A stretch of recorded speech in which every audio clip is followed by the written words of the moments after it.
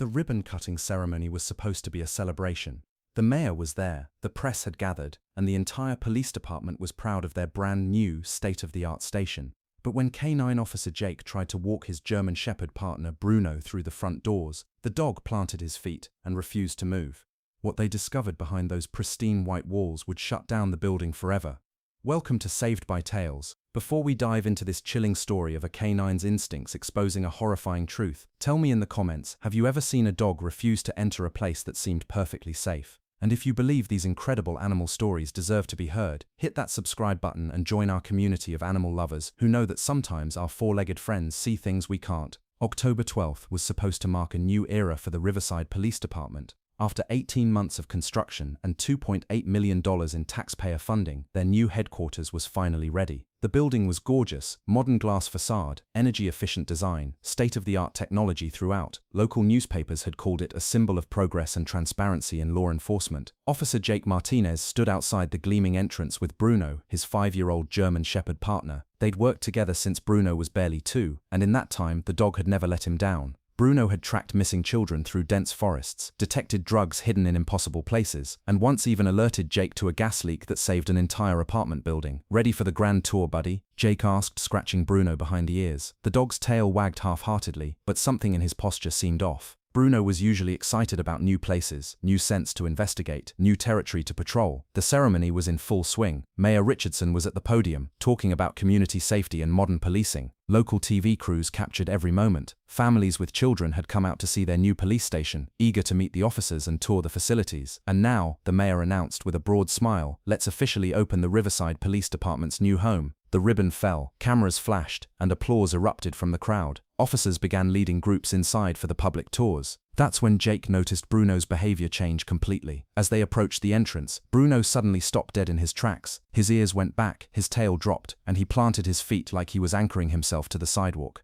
When Jake tugged gently on the leash, Bruno actually backed away from the building. "Come on, boy," Jake coaxed. "It's just a building." But Bruno wasn't having it. The dog began to whine, a high, anxious sound that Jake had only heard a few times before, always when Bruno sensed danger that wasn't visible to human eyes. "Everything okay, Martinez?" Captain Rodriguez approached, noticing the commotion. Behind him, other officers were successfully leading tour groups through the building, children laughing as they sat in patrol cars and tried on police hats. "Bruno won't go inside," Jake admitted, feeling somewhat embarrassed. "He's acting like there's something wrong with the building." Captain Rodriguez frowned. Bruno's reputation in the department was legendary. If the dog was refusing to enter, there had to be a reason. "What's he doing exactly?" the captain asked. As if on cue, Bruno began scratching at the ground near the entrance, his nose working frantically. He'd catch a scent, follow it toward the building, then immediately back away with that same anxious whine. "He's picking up something," Jake said, his training kicking in. "But I can't figure out what." Lieutenant Sarah Chen, the department's other K9 handler, walked over with her Belgian Malinois, Rex. "Having trouble? Bruno won't enter the building," Captain Rodriguez explained. Chen looked puzzled. "That's weird. Rex went through the whole place during yesterday's final inspection. No issues at all." She looked down at Bruno, who was now pawing at a specific spot on the sidewalk, about 10 feet from the main entrance. "Maybe he's just overwhelmed by all the new smells," Chen suggested. "New building, construction materials, cleaning products." But Jake wasn't convinced. He'd seen Bruno handle much more chaotic environments without any problems. This was different. The dog's body language screamed danger, not confusion. "Let me try something," Jake said. He unclipped Bruno's leash and gave him a command in German. Search. Bruno immediately began working the area around the building's perimeter, nose to the ground. But every time he approached the main entrance, he'd stop and back away. After completing a full circuit of the building, he returned to that same spot on the sidewalk and began digging. "There's something under here," Jake announced. "Bruno's never wrong about these things." Captain Rodriguez made a decision that would change everything. "Clear the building," he ordered. "Everyone out until we figure out what the dog is alerting on." The evacuation took 20 minutes. Tour groups were disappointed but cooperative. The mayor was less understanding. "Officer Martinez," Mayor Richardson approached with visible irritation. "Your dog is disrupting our entire ceremony. This building was inspected thoroughly. There's nothing wrong with it." "With respect, sir," Jake replied. "Bruno has a perfect track record. If he says something's wrong, something's wrong." While they argued, Bruno continued his frantic digging. The concrete sidewalk was too hard for his claws to make much progress, but his determination was absolute. Finally, Jake pulled out a small crowbar from his patrol car. "I'm going to check what's under here," he announced. The concrete came up easier than expected, almost as if it had been recently poured and wasn't fully set.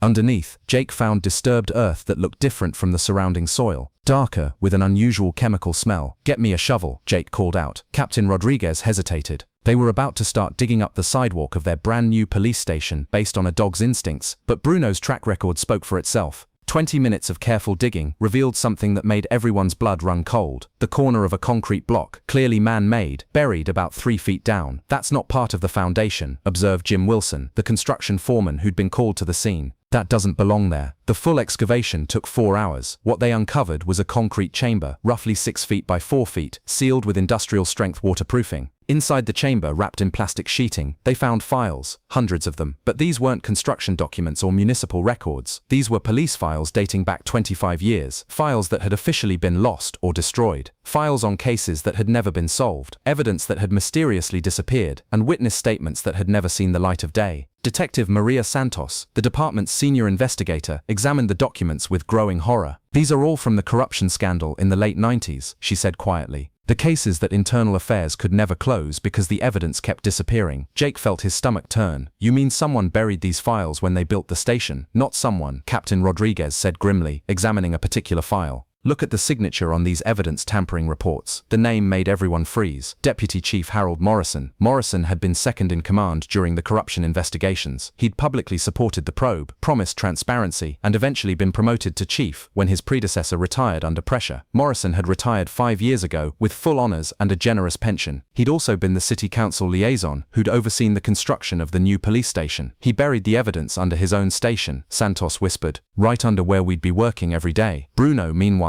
wasn't finished. The dog had moved to a different spot near the building's side entrance and was exhibiting the same behavior, scratching, whining, backing away. "There's more," Jake announced. The second excavation revealed something even worse: personal items, jewelry, wallets, and identification cards belonging to people who had been reported missing during the corruption era. People whose cases had been thoroughly investigated but never solved. "Oh my God," Mayor Richardson stared at the evidence bags being carefully catalogued. "Are you telling me there are bodies under our police station?" Ground-penetrating radar was brought in that evening. The scans revealed 6 distinct anomalies buried around the building's perimeter. Bruno's alerts had been pointing to what appeared to be 6 different burial sites. "We need to call in the FBI," Captain Rodriguez announced. "This is way beyond our jurisdiction now." Agent Rebecca Torres arrived from the federal building within 2 hours. She took one look at the evidence and immediately classified the scene as a federal crime scene. "How did your dog know?" she asked Jake, as Bruno lay calmly nearby, finally relaxed now that the danger he'd sensed was being addressed. "I don't know," Jake admitted. "Maybe he could smell the decomposition, even through all that concrete and dirt. Or maybe he sensed something we couldn't. Dogs have abilities we're still trying to understand." Agent Torres nodded. "We've seen it before. K9s detecting things that our best equipment missed. Your partner just exposed what might be the biggest police corruption case this state has ever seen." Over the next week, the excavation expanded. Bruno continued to alert investigators to specific locations, and each spot yielded evidence of Harold Morrison's crimes. The former chief had apparently used his position to eliminate witnesses, destroy evidence, and literally bury his department's darkest secrets. The victims were identified one by one. Maria Gonzalez, a witness who was supposed to testify about police brutality; James Wright, a journalist investigating drug trafficking by officers; Sarah Kim, a prosecutor who'd been getting too close to the truth. Morrison was cleaning house, Agent Torres explained to the assembled task force. Anyone who threatened to expose the corruption disappeared, and he buried them under what would become the symbol of law and order in this community. Jake sat in the temporary command center, Bruno at his feet, trying to process the magnitude of what they'd uncovered. "How many people knew?" "We're still investigating that," Torres replied. "But based on the evidence, it looks like Morrison acted mostly alone. The other dirty cops were probably just happy to let him handle the cleanup without asking too many questions." The media storm was unlike anything Riverside had ever seen. National news crews arrived. The story of the K9 who refused to enter a police station built on top of murder victims captured headlines across the country. Dr. Amanda Foster, a veterinary behaviorist from the State University, came to study Bruno's response to the building. She was fascinated by his ability to detect the buried remains through concrete and earth. "Dogs can smell decomposition at concentrations we can't even measure," she explained to Jake, "but this is remarkable even by those standards." Bruno was detecting remains that had been buried for decades, sealed in concrete, covered with additional construction materials. "So it was just his nose?" Jake asked. Dr. Foster shook her head. "It might have been more than that. Dogs are incredibly sensitive to environmental changes, electromagnetic fields, even subtle vibrations in the ground. Bruno might have been responding to a combination of factors that created a sensory profile of danger."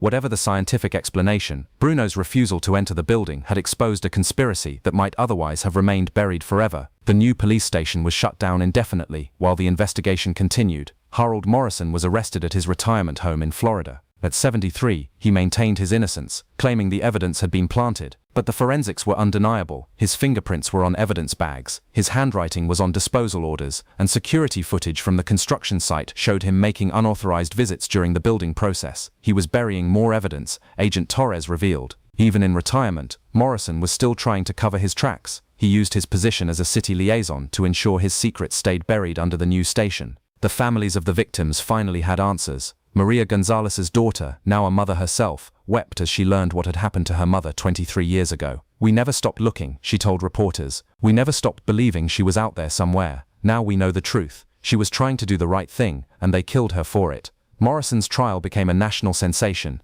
Evidence revealed a systematic pattern of murder and cover-up spanning nearly a decade. The former police chief had eliminated witnesses, intimidated prosecutors, and buried evidence literally and figuratively. Bruno became a key witness in an unprecedented way. The prosecution argued that the dog's instinctive refusal to enter the building was evidence of the horror that lay beneath. Defense attorneys tried to dismiss it as coincidence, but the jury was convinced by Bruno's track record and the undeniable physical evidence. "That dog saved our entire justice system," prosecutor Ellen Hayes told the media. "Without Bruno's alert, Morrison would have died with his secrets, and these families would never have gotten closure." Morrison was convicted on 6 counts of first-degree murder and received 6 consecutive life sentences. At his sentencing, he finally broke down and confessed, revealing the locations of 3 additional victims in other parts of the state.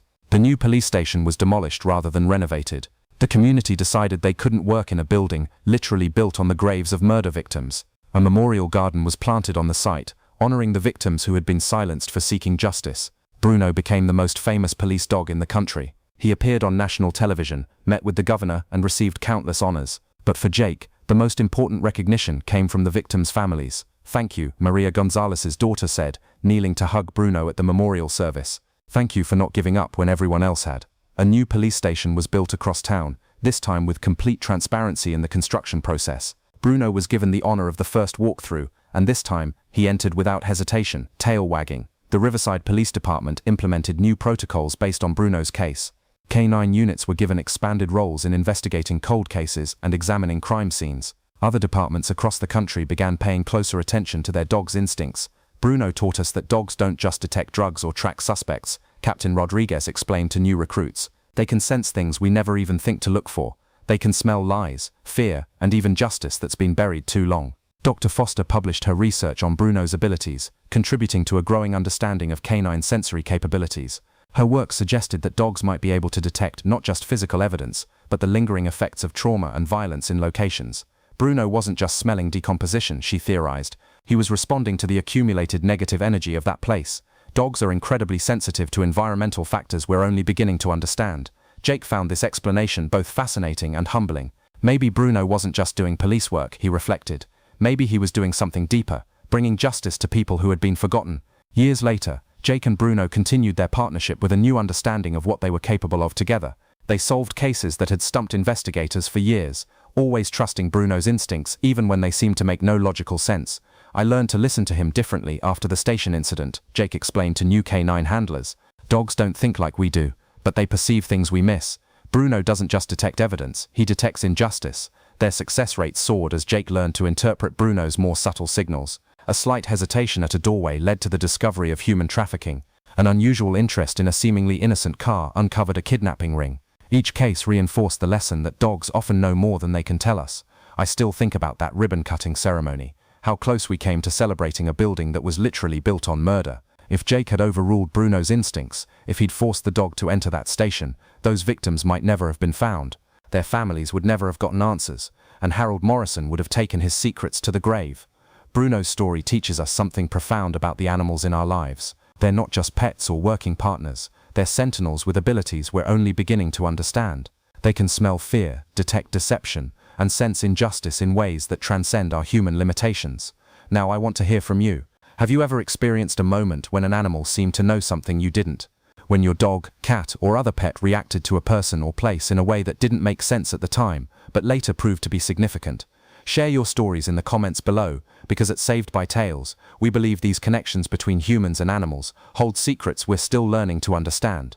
If this story moved you, if it made you think differently about the animals in your life, please share it with someone who needs to hear it. Hit that like button, subscribe to Saved by Tales, and help us keep telling the stories of animals who save lives in ways both big and small. Thank you for watching, and remember, sometimes the most important voices are the ones that never speak a word. They just bark when it matters most.